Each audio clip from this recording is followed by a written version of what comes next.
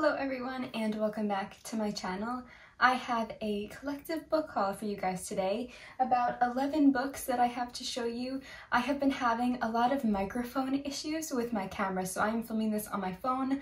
I wanted to do something that was a bit easy, that I could just sit down and talk to you guys, and I have a bunch of new books that I haven't told you about, so I thought a book haul would be nice. I have a bunch of videos planned that I've wanted to put out, but I need my audio to work on my camera. So anyway, I thought that this would be a nice placeholder until I can further my video plans. But anyway, I'm really excited to talk to you guys about these books. Some of them I got secondhand, some of them were sent to me in my P.O. box, which I just want to say thank you so much for being so generous, and some of them were sent to me from the publisher, which is really exciting.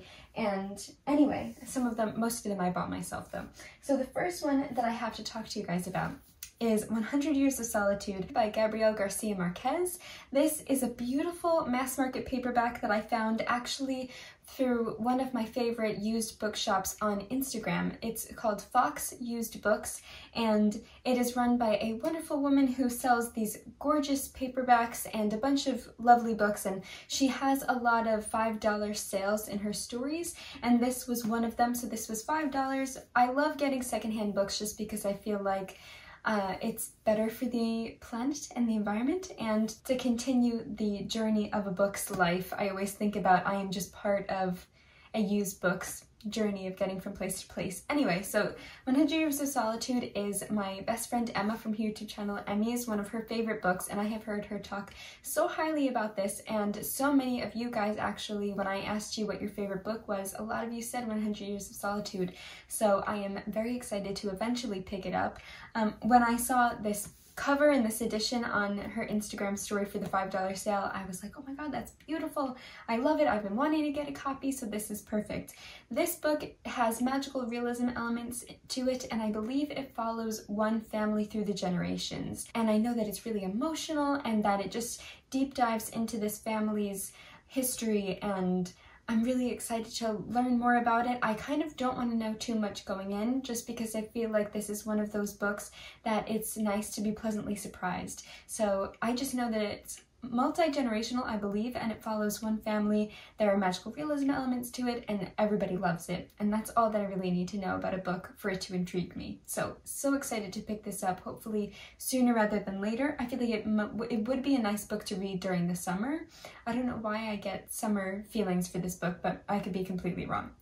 The next book I got secondhand at my local independent bookstore, and that is The Pearl by John Steinbeck. So I don't know if you guys remember, but I told you that my local independent bookshop in my town actually closed down, and they are trying to open up a new location, and right now they're having little pop-ups in different locations in my town, and they were having a pop-up, and I went, and I was so excited to support them. Anyway, they had this wonderful mass market paperback that I really love mass market paperbacks, especially when they're secondhand. I don't know why, there's just something that I love about them. The character, the history, they just look so nostalgic to me. I have only read Of Mice and Men by John Steinbeck, and I just did an author portrait of him, and I was doing a lot of research for that, and so many of you, when I ask you guys what who your favorite author is or what your favorite book is, so many of you said John Steinbeck and East of Eden and Grapes of Wrath, and those are two books by him that I really want to read soon.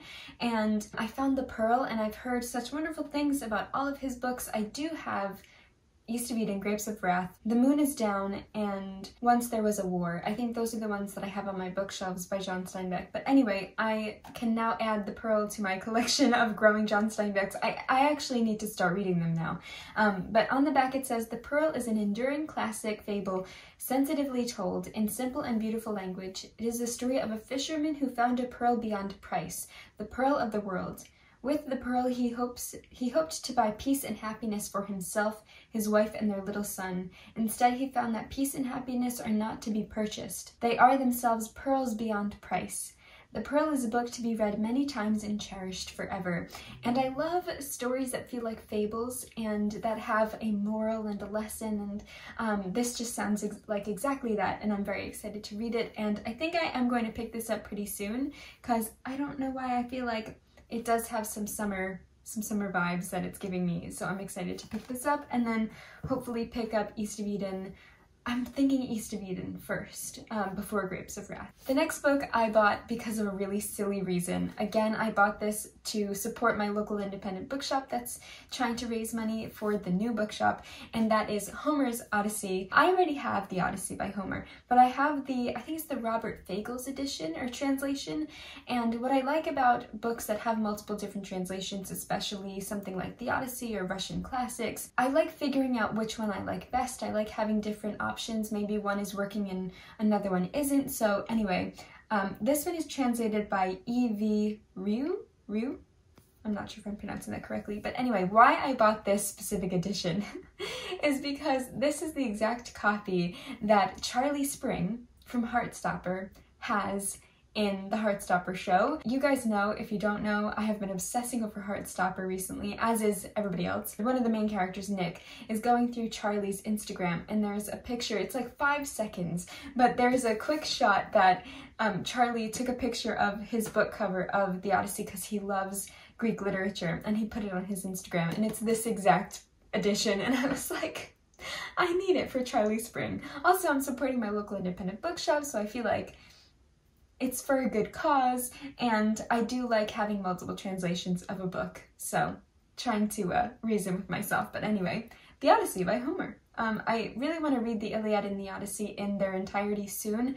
I've read bits and pieces from each, but not the whole thing, so I would like to do that. The next book that I got, also from my independent bookshop, that is The Waves by Virginia Woolf. I love this edition. This is the vintage red spine, and I love this bed sheet. There's something about this book cover that it looks so springy and cozy, and I just want to climb in here and cuddle up with a book on this bed.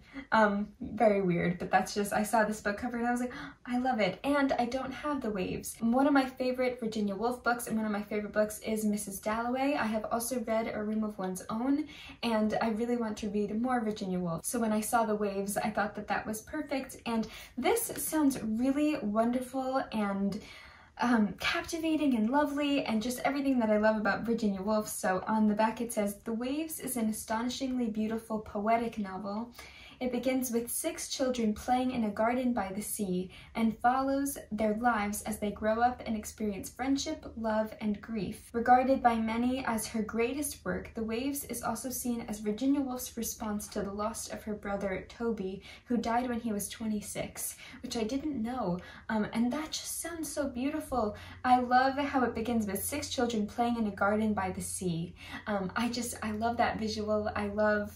I just love that because it really reminds me of my childhood growing up on an island. We were always playing in gardens or by the sea, so I am very excited to read this, and I have a feeling I'm going to love it. I kind of want to pick it up soon because, like I said, it feels seasonally perfect for spring into summer. Then the next one I got secondhand at my library's used bookshop, so not only supporting my independent bookshop, but supporting my library. So this one is The End of the Affair by Graham Greene.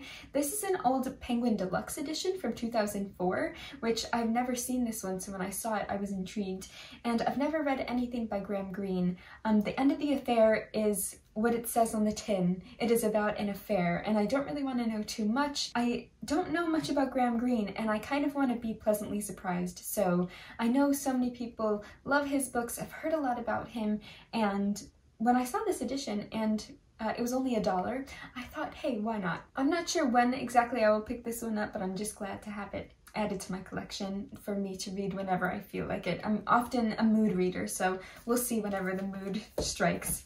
Then the next book I got as new because I saw it at the bookstore, and I bought it for me and my best friend Emma, who I went to school with. She and I are both illustrators, and we went to art school together, and we love going to the Metropolitan Museum of Art. And this is The Metropolitan Stories, a novel by Christine Colson, and this is all about the behind the scenes of the Met. And on the back, I read this in the store and I thought, oh my gosh, this sounds amazing. So it says, hidden behind the Picassos and Vermeers, the Temple of Dingur and the American Wing exists another world. The hallways and offices, conservation studios, storerooms, and cafeteria that are home to the museum's devoted and peculiar staff of 2,200 people, along with a few ghosts. A surreal love letter to this private side of the Met, Metropolitan Stories unfolds in a series of amusing and poignant vignettes in which we discover larger-than-life characters, the downside of survival, and the powerful voices of the art itself. The result is a novel bursting with magic, humor, energetic detail, but also a beautiful book about introspection, an ode to lives lived for art, ultimately building a powerful collage of human experience and the world of the imagination. That sounds perfect, and I love this cover. It's so beautiful, and I thought it would just be a lovely read, so I got it for me and my friend Emma to hopefully read together, and I can't wait to go back to the Met. I haven't been in so long and I miss it very much, so hopefully I will transport myself there while I read this, but also hopefully I will be able to go back soon. Then the next book I got because one of my favorite authors in an interview was talking about this book, and the way she talked about it really intrigued me, and that is Cold Mountain, a novel by Charles Fraser. This also won the National Book Award, and this was inspired by Kate DiCamillo, which I don't know if you can see her books, but some of her books are right here, and she is one of my favorite middle grade authors, and I love her advice on writing, and I've been watching a lot of her interviews recently, and she talked about Cold Mountain. And she talked about this scene between this fiddler and how important it was to create music for him and what it symbolized and meant to him. And I love the movie Cold Mountain, and I have never read the book before, so I'm very excited to read the book and experience the original story. One of the most acclaimed novels in recent memory, Charles Fraser's Cold Mountain is a masterpiece that is at once an enthralling adventure, a stirring love story, and a luminous evocation of vanished America in all its savagery, solitude, and splendor. Thank you, Kate DiCamillo, for inspiring this read, and I will let you guys know what I think about it, obviously, when I read it, so hopefully I will love it, because, like I said, I do love the movie, so high hopes for the book. And then the next few books I got in my P.O. box. The first one is Ali Smith's Public Library and Other Stories, and this was sent to me, like I said, in my P.O. box, so thank you so much for being so generous and kind. And this sounds perfect. This sounds like me in a book, so I will read you the back. Why are books in all their forms so very powerful? What do the books we've read over the course of our lives, our own personal libraries, make of us? What does the unraveling of our tradition of public libraries, so hard won but now in jeopardy, say about us? The stories in Ali Smith's new collection are about what we do with books and what they do with us. How they travel with us, how they shock us, change us, challenge us, banish time while making us older, wiser, and ageless all at once. How they remind us to pay attention to the world we make. Woven between the stories are conversations with writers and readers reflecting on the essential role that libraries have played in their lives. At a time when public libraries around the world face threats of cuts and closures, this collection stands as a work of literary activism and as a wonderful read from one of our finest authors. And that is everything that I stand by. I think that we should honor the libraries that we have because it's the one institution that you can support by not spending money. And I think in a world that money really runs everything, to have a place that's full of books, full of worlds, full of journeys, full of plane tickets, if you will, where you can travel to different places. It's the one place that you aren't expected to spend any money, and by doing so, you're supporting them. So I think that it's such a privilege to have libraries. It's such a privilege to read, to be able to read, and everything that is discussed on the back of this book is everything that I stand by, and hopefully that I capture in my videos. And so I am incredibly excited to read this because I feel like I'm just going to agree with everything said in this book. I am just itching to read this book because I have a feeling I'm going to adore it. So again, thank you so much for sending this to me, and I also love this cover, so beautiful. So yes, sounds perfect for me. The next two books are from one of my favorite writers, and the first one is 8 White Nights by Andre Aciman. Andre Aciman is one of my favorite writers, like I just said. He wrote Call Me By Your Name and Find Me and a bunch of other wonderful novels and essays, and this is a novel, but I recently read one of his essay collections, Homo Euryalus, and I fell in love with it. I love Call Me By Your Name. I love Find Me. He has such a beautiful poetic way of writing prose and also essays, and I just love him. So this was sent to me, like I said, in my P.O. box, so you guys know me very well. This is about a young man who goes to a Christmas party in Upper Manhattan where a woman introduces herself to him with 3 simple words: "I am Clara." Over the following 7 days, they meet every evening at the cinema. Overwhelmed yet cautious, he treads softly. The tension between them builds gradually, marked by ambivalence, hope, and distrust, culminating in a final scene on New Year's Eve, charged with magic and passion. Andre Aciman yet again explores human emotion with an uncompromising accuracy in this piercing new novel. 8 White Nights is a brilliant performance from a master prose stylist, and that is exactly what he is. He is a master prose stylist, and I love everything that he does, so I have a feeling I am also going to love this. Then the next one, also by Andre Aciman, is Alibi, and this is essays on elsewhere. And like I said, I recently read Homo Euryalus by him, and I adored it. I absolutely loved it. It was amazing, and that was an essay collection, his most recent essay collection. So I'm really intrigued to read more of his essays. The inside flap says, celebrated as one of the most poignant stylists of his generation, which indeed he is, Andre Aciman has written a luminous series of linked essays about time, place, identity, and art that show him at his very finest. From beautiful and moving pieces about the memories evoked by the scent of lavender, to meditations on cities such as Barcelona, Rome, Paris, and New York, to life secrets unearthed from an ordinary street corner. Alibi reminds the reader that Aciman is a master of the personal essay, which indeed he is. And I'm just so excited to read more of his essays, and I have a feeling I'm going to love them because I've loved everything else that I have read by him. So very excited for that one. And then the next book that I got was actually sent to me from the publisher, and I don't often accept books for review unless I'm really excited about them, and this one I was so excited to see, and that is from Mental Floss, The Curious Reader, a literary miscellany of novels and novelists, and this is edited by Erin McCarthy and the team at Mental Floss. And this is a book all about novels and the novelists that wrote those novels, and it's perfect because you guys know, or if you don't know, I do my on-the-page author portraits, which I sell on my Etsy shop, and I do a lot of research for those, picking out the perfect page to put on the author portraits. This is just the perfect book for that. So we have classic authors to modern authors, Diana Gabaldon's Outlander, Slaughterhouse-Five, which I just recently read and fell in love with. Oh, John Steinbeck's Template for Dumping a Bad Friend. Oh, wow.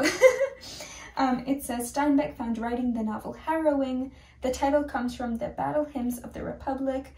The book was burned and banned. These are just a few of the little titles that they have on here, and it's just a wonderful companion to have while reading. Oh, here we have Call of the Wild, while reading different books. So, oh, here's Jane Austen, Jack Kerouac, Kazuo Ishiguro, which I'm actually reading Never Let Me Go right now, and I am loving. I started it last night. Mary Shelley's Frankenstein. We also have Don Quixote, which is one of my favorite books. So this is just a wonderful companion to have when you are a very avid reader and you want to learn a bit more about the authors and books that you are reading, and the authors that wrote them, obviously. And I think that one of the most exciting things, especially for me as a writer, is learning about the background of books, what went into books, what was going on in the author's life around the time that they were writing their stories. And I love all of this. So this seemed like an absolutely perfect book for me and maybe for you, so I'm very excited that I get to tell you guys about it, and I'm so thankful to Mental Floss for sending it to me. Then the last book that I have, I am so incredibly excited about, and when I received it in my P.O. box, I could not believe it, and that is A World Full of Dickens Stories, 8 Best-Loved Classic Tales Retold for Children. This is written by Angela McAllister and illustrated by Janique Hansen. I hope I'm pronouncing your name correctly, Janique. But this was sent to me by Janique herself. Can we just talk about how beautiful her illustrations are, how beautiful this cover is, and to make it even better, she sent me the loveliest letter, which is just so beautiful. She also did a lovely illustration of Dickens, some trees, and a fountain pen. I could not believe that. And then she sent me, I thought this was a print, but this is an original drawing of hers, and this is of Nell from the Old Curiosity Shop, which we are currently reading for the Dickens versus Tolstoy debate, so it couldn't be more perfect timing. This, I thought it was a print, but it's not. It's an original because I saw that you could see the reflections and the pencil strokes, so I believe this is gouache and colored pencil, if I had to guess. But she's obviously also an illustrator, an incredibly talented one. I cannot get over the detail, the stylization. I love the use of line and color and texture, and just everything about this is stunning, and I'm going to frame this and hang it on my wall because I am just honored, more than honored, to own your beautiful artwork. And so as you guys can see, on the front cover, there is Nell right there, which I have the original drawing. I think that's insane. So this is the most beautiful book for Dickens fans, or Dickens fans that want to get their children into reading Dickens, but maybe not the whole stories. And just, this is one of the most beautifully illustrated books I think I have ever seen. I love the texture that she gets with the colored pencil, and the stylization is so beautiful, and it really feels very Dickensian. So here we have Oliver Twist, cast of characters, and then we have the retold shorter version of the story. And just look at that texture that she captures with the strokes of the pencil. I mean, and the colors, the color palette. What?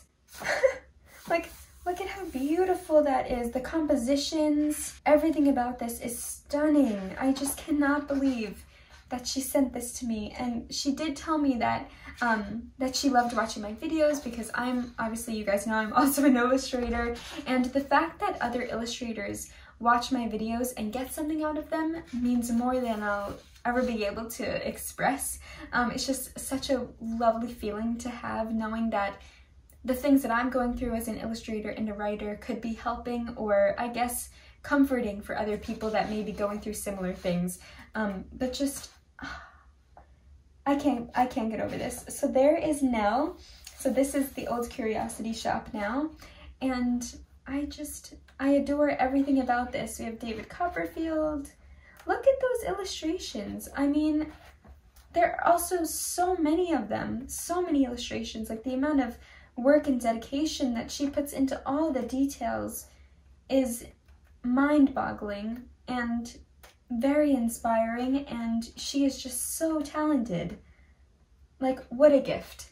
Oh my god. So thank you so much, Janique, for sending this to me. It means the whole entire world. I will be treating this like gold because that is exactly what it is. I'm going to frame it and hang it on my wall and never touch it because it just needs to stay perfect. But thank you so much, and I can't wait to read this. I think this is such a wonderful companion or a gift for someone that loves Dickens, or maybe has kids in their life that also they want to introduce to classics, which I think is one of the most wonderful things a person can do for a child.